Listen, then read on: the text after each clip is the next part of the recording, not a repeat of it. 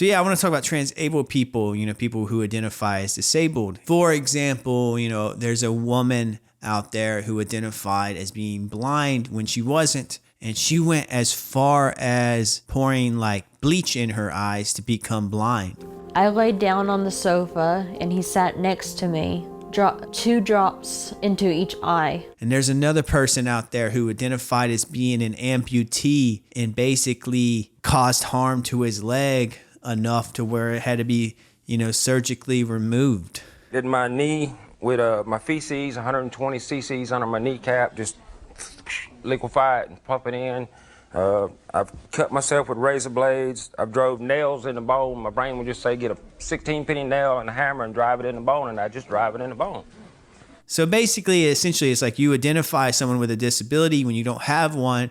So then you go through sometimes extreme lengths to kind of modify your body to make you actually have the disability. Here's a page I found. I don't know how much like validity this page has, but it has some interesting facts on, the transabled community. Yes, all right. So transabled is an umbrella term for those who feel as though they should be disabled. It can also be used for disabled people who feel like they shouldn't be disabled. That's interesting. You know what? I saw a tweet that Molly Burke did the other day where she said, does anyone else out there feel like they're a sighted person living in a blind person's body? It's not exactly what that's being said here, but it's kind of something. So maybe Molly Burke is transabled. I don't know. I'm just joking, but that was an interesting question to ask, though, Molly. So the history of the word transable. Let's get into this. Is this real or is this some shit that's made up? So it was created. The term was created in 2004 by Sean O'Connor. It has been used by people with and without body integrity identity disorder since then. Okay, so body integrity identity disorder. We'll find out what that is later, I'm guessing. Has a flag, the transabled flag, has 6 stripes, center of the flag has the white stick person drawing of someone in a wheelchair, classic. Must be official right if it has a flag. Okay, let's talk about the perceptions and discrimination. Many feel as though the term transabled is a mockery of disabled people. They think that wanting, in quotation marks, wanting a disability is making light of the struggles of cis disabled people. That's a word I have not heard yet. Cis disabled. So yeah, for those who don't know, cisgender people are, someone like myself who identifies as a, man. I was born a man and I identify, man. I identify with the sex, I was born with or born into. I don't know how to say stuff, this kind of stuff. So if I mess up, my bad. But anyways, now they're saying you can be cis disabled, meaning you're cis disabled, meaning you identify as someone with a disability and you were born with a disability. So yeah, I don't know. I don't think that word's legit. I think it's just someone coined it. All right, but moving on. However, being transabled isn't typically as simple as just wanting a disability. It is a feeling like you were always meant to have the disability. This can come with the same kind of dysphoria a transgender person might experience. This often leads to depression, and the heavy stigma surrounding transabled people only leads to more self-hate, despite the fact that they cannot control how they perceive their body. Another argument against transabled people is that they would unnecessarily harm themselves if they transition and would hurt their chances at a quote-unquote normal life. Many people think transabled people are too irrational to make choices about their own body. However, this only pushes the idea that disabled people cannot have good lives. Most procedures that would impact a person's body, such as amputating a limb, can be done safely with proper medical care, but with the stigma against transabled people, this care is nearly non-existent. Some transabled people may end up doing dangerous things to themselves in order to help ease the dysphoria.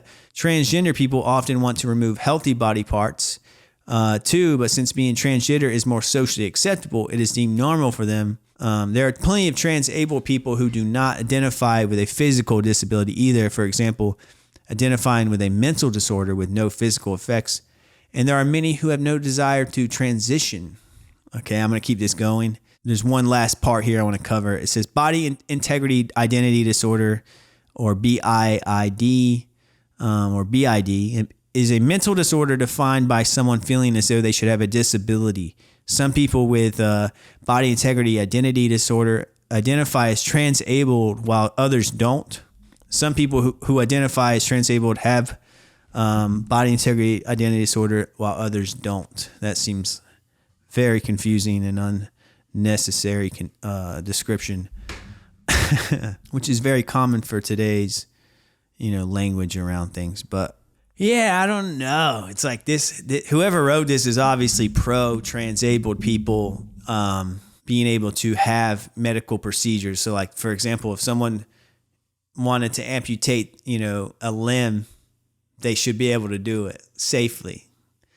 In the same way, their argument in the same way that, someone, someone who is trans can have, a surgery that alters their body's physiology, and that's illegally allowed. Same way a transabled person should be able to, make themselves blind or amputate a limb. So be it. And what do you guys think about that? Should you be able to modify your body if you want to that extreme? Should you be able to, if you want, you just want, 3/4 of a leg, should you be able to do that? Personally, when it comes to my thoughts on this, it seems like if you were to go to that extreme, you have something, psychologically, wrong with you. Hence, Body Integrity Identity Disorder. It seems like that word is interchangeable with transabled. Transabled just seems kind of like this progressive term to describe body integrity identity disorder. But at the end of the day, it's the same thing. It seems like it's a disorder.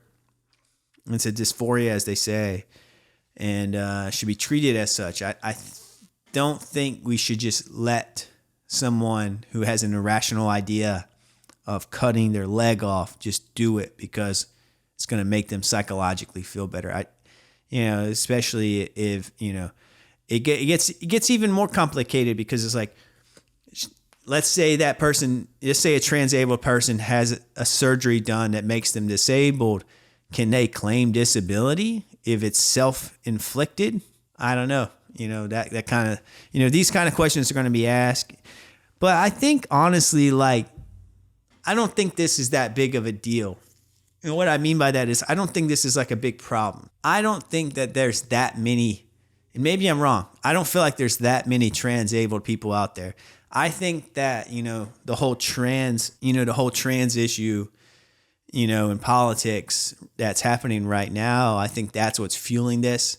It's a hot topic. And I think, the right, kind of wants to prove, their point through, this transabled argument in a sense that see, where does it end? If people want to cut off their leg, but then where does it end? And I think it's kind of being used to push, a right-wing agenda of, kind of anti-trans. I think it's a little bit anti-trans to bring this up. To that point, I want to cover a article from the National Review, which is a conservative publication, and it is called "Here Comes Transableism." Keep in mind, this is a right-leaning article, so it's going to be from a conservative viewpoint.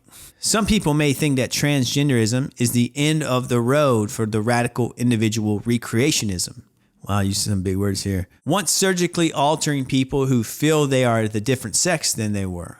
When born becomes normalized, we will soon be ready for the next abyss. What is that? Transableism. So this is kind of my point. I think transableism, or transable, the word and the idea of it, is being used by the right, being used by conservatives.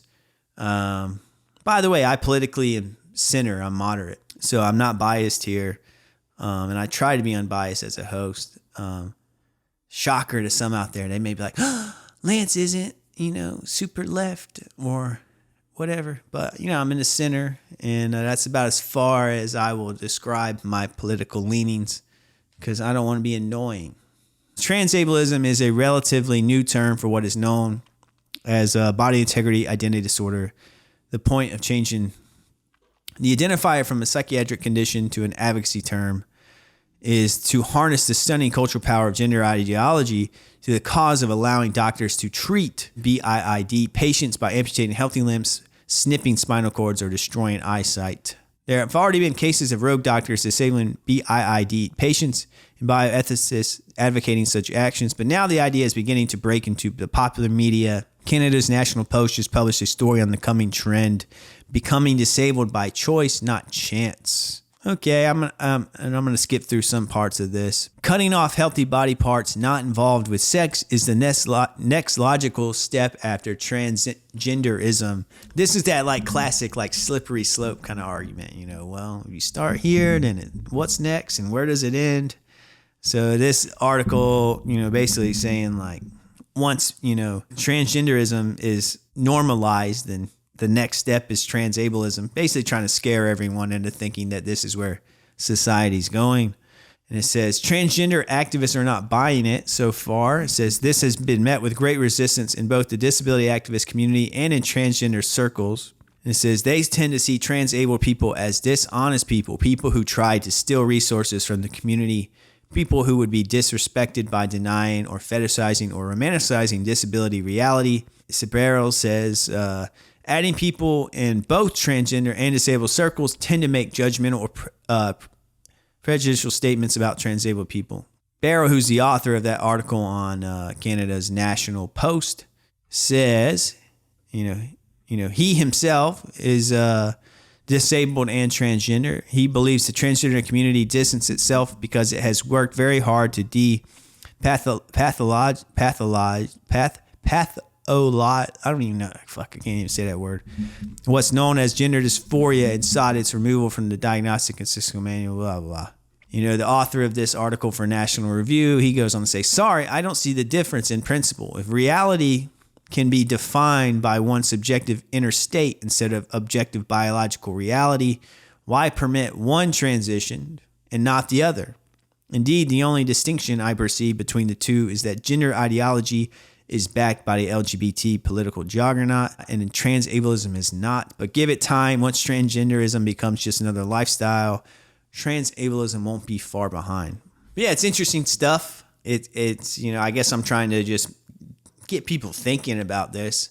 You probably already heard of that term before, but I find it kind of fascinating, the idea of should it be allowed even, in the medical world, should doctors be allowed to make the modifications, and how should it be perceived? Is it a body, dysphoria type of deal? Is it a disorder, or is it being transabled? In the same way, you can be transgender or, call it gender dysphoria. There's arguments for both sides. People have differing opinions. I personally don't think transableism is a good thing, and should be accepted in society. I don't think that's a good idea. But I also don't think it's actually that prevalent. In fact, when I was doing research on this, I don't think there's that many transabled people out there, because I kept seeing the same couple of examples over and over and over again. The lady who was on Dr. Phil who put cleaner in her eyes, and a couple other people that you just see over and over again as these examples. There obviously isn't that many transabled people because the same examples keep getting recycled in each clip talking about it, or article or whatever. But I do think right-leaning, media personalities and companies are using it to kind of to make people more fearful of where society's going, and to kind of create more, anger towards, the trans community. And that's just my opinion. If you know someone who's transabled, or know of someone who's transabled, let me know. I'm curious. I just have a hunch that there's not that many people out there who would publicly identify as transabled.